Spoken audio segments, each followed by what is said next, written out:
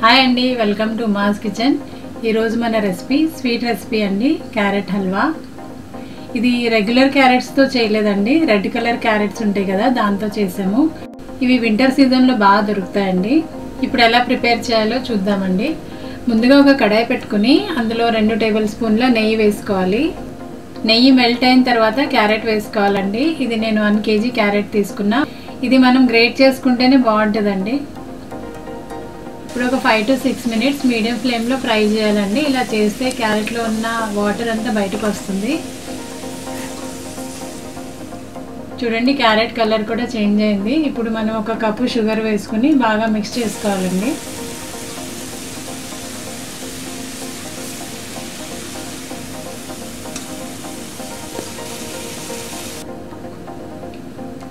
ఇప్పుడు పంచదార అంతా కరిగిపోయిందండి. ఇప్పుడు అంతా దగ్గర పడేంత వరకు ఉడికించుకోవాలి.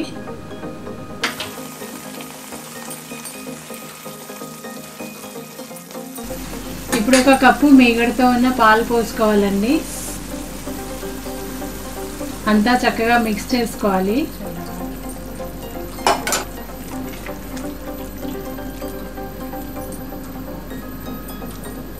ఇప్పుడు స్టవ్ మీడియం ఫ్లేమ్లో పెట్టుకుని అంతా దగ్గర పడేంత వరకు ఉడకనివ్వాలండి. చూడండి, ఇప్పుడు అంతా దగ్గర పడిపోయిందండి. నెయ్యి కూడా సెపరేట్ అవుతుంది. ఇప్పుడు మనం ఒక 1/2 స్పూన్ యాలకుల పౌడర్ వేసుకోవాలి. 1 స్పూన్ సన్నగా కట్ చేసుకున్న జీడిపప్పు, అలాగే బాదం కూడా 1 స్పూన్ వేసుకోవాలి. వేసుకున్నాక అంతా మిక్స్ చేసుకోవాలండి.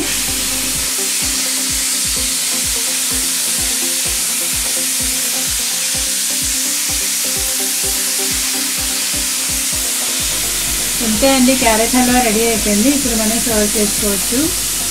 ఒకవేళ ఈ వీడియో మీకు నచ్చినట్లయితే సబ్స్క్రైబ్ చేసుకోండి.